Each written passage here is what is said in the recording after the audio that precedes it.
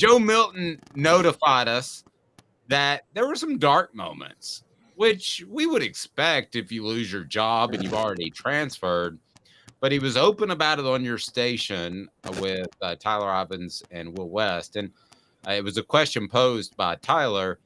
And he just kind of opened up and talked about some of the dark times and that he didn't know if he was good enough to play in college. Why do you think he did that at that particular time?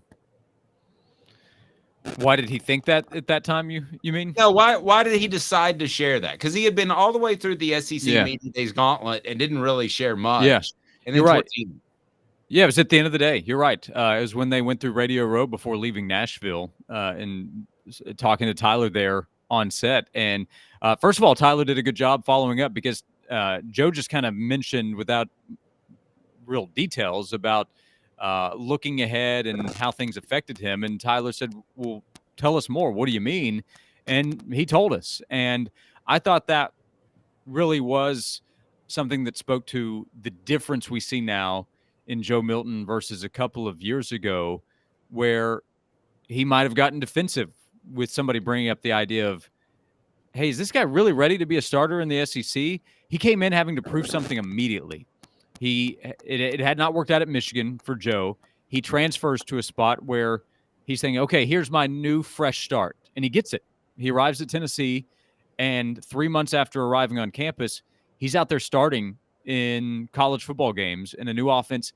He's admittedly still learning. He has talked about that he didn't know everything. He was relying on his teammates to sometimes help him with what he was supposed to do. And now he's the guy that Nico comes to and asks questions about, hey, what are we doing here, there? And Joe can answer those questions. So he does not have it all figured out at the time. And then all of a sudden, he's not playing all that well. He cannot avoid all the criticism that's there. He's also probably wondering, why am I missing some of these throws? What's happening here? And then he gets hurt, and he loses his job, and he's not the guy again. And it probably feels like what he just went through. So 2 years ago, if that comes up, I bet he gets really defensive about the idea that he can't play, even though he was questioning himself, am I the guy? And I bet he's had more conversations that we still haven't heard about from talking to his friend Hendon Hooker and his coaches, who obviously told him, hey, you're going to get your opportunity. Keep working, keep learning, stick with it. And he checked the accountability mirror, and he told himself, you can still do this. You got to put in the work. So for him to admit that, I think, is another sign, as he's shown several, that he is a more mature player. He does have a better understanding of the position that he's in. He also knows he still has to go out and prove it. But I think now he's a lot more confident that he'll be able to go out and prove what he's capable of compared to 2 or 3 years ago. Yeah, and Caleb, I know you're going to jump in here, but I visited with this morning Jacob Warren, and he said, and it's going to be on our YouTube channel later, the Vol Report brought to you by Vassy Lawn and Garden. He said that they never had any concern that he might enter the portal after the 2021 season. It wasn't like a daily check your phone or check the newspaper and check your phone and see if Joe Milton has entered the transfer portal. He said they never had any concern about that. Sorry to interrupt, Caleb. Go ahead, sir. Well, there could be two ways to look at this, Josh, and I want to know your thoughts on this, because I felt a lot of times when Joe Milton, we heard from Josh Heupel that Joe Milton dominated Hendon Hooker in practice. That's why he got the starting job, and they didn't see the difference. And there was a clear difference in who performed better in the games. We saw the panic move at Ole Miss. It's based on what that, and you telling me that Joe Milton told WNML that he was questioning himself. You do start to wonder, is there an intangible issue with Joe Milton where he doesn't fully believe in himself when he's out on the field, where he panics a little bit? And does that still exist? Could that still be there? It could. I think one of the biggest questions he has to answer is, okay, how do you perform third quarter, fourth quarter when it's a tight ball game and you have to go make plays and it's on you? It's not on the running game. The running game in the Orange Bowl helped him be able to make some of the throws that led to him being the MVP. And by the way, that can still be there, but it's easy to think about the Alabama game. Hendon had to go out there and make 2 big throws, and he did it, and they won the game against Alabama. Not everybody's going to perform. By the way, there could have been an incomplete pass in that spot. With Alabama, brings different pressure, and they go to overtime and lose. So it worked out in that spot for Tennessee. But sure, that's the question. Late game at Florida, that's the first big test, realistically. I don't think Virginia or Austin Peay are real tests for Tennessee. in the swamp at night with Florida trying to bring pressure and trying to disrupt Joe and trying to force him into make mistakes, will he? Or will he handle it and put up the numbers that he's capable of in this offense? So that's a question everybody has. This offseason, there has been so much hype around Joe Milton. And some of it, I think, is very understandable and deserved in terms of his talent, what this offense is, the praise that I've offered here in this segment about the development he's made in 2 years. But also, if the statement is he's going to be in New York for the Heisman ceremony and Tennessee's going to be in the playoff and Joe will be a top 10 pick in the NFL draft, if you're saying that with absolute certainty, then I think it's going too far in the conversation. He still has to prove more, and he gets that chance.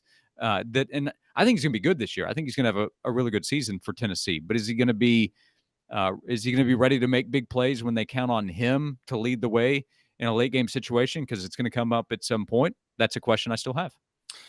Josh, I think going back to his quote, and I don't want to be a sports psychologist, but the way what I read out of that and then listening to it, it wasn't so much about panicking, excuse me, during games. It was that perhaps he was distracted by thinking of his performance during preparation. That's what I read into it, that the Nick Saban is enjoy the process. That's the saying. But I don't think he was embracing and accepting the process at times. And that's what got him down. I think that if he addresses those on a day-to-day basis, we all know he has the physical ability to be great on Saturdays. Yeah, probably so. That was just a weird process overall. He arrives on campus in the summer, and he's starting a few months later, as I mentioned, and he's expecting. I mean, the hype 2 years ago, it wasn't this, but it's pretty high in that August buildup to the start of the season, because that's the time of year where everybody gets excited. So you see this guy on campus, like these physical tools we're talking about now, he had 2 years ago. That's not changed. He was able to launch the ball just as far in 2021. In terms of like questioning himself, that part of the conversation, does he really have all the confidence in himself? I think the fact that he's willing to admit that he was going through that he was having those concerns, I think that is a strong statement that part of it is the maturity that I mentioned, but also that he's not afraid of what he was going through and to let others know. I don't sense any lack of confidence in his own game now. Sometimes you could see overconfidence from Joe at this point. So I think it's natural when you deal with real adversity like he did multiple times to say, okay, I'm kind of down on myself. What do I do? And he said it's for about a week. It's not like he said, it took months to get out of that. So I think it's a more positive sign that he was willing to talk about what he was going through. But it's also a pretty abnormal spot to see a guy that is this deep into his college career get this amount of attention and this amount of hype without too many results to go with it. There's the Orange Bowl. And if that game had not happened, if Hendon had never been hurt, which we all wish had been the case, that he was able to finish out the season. But if Joe had never actually started at the end of last season and it was Hendon playing all the way through, there would be more questions today about Joe. I think the fact that we've seen him, even though it was in one game and it was a bowl game, but against a quality opponent, I think the fact that we've seen him be successful over 60 minutes as the starter for Tennessee, I think that has helped in the conversation and probably helped Joe's confidence to get ready for this year, as opposed to him taking over in the role for the first time since 2021.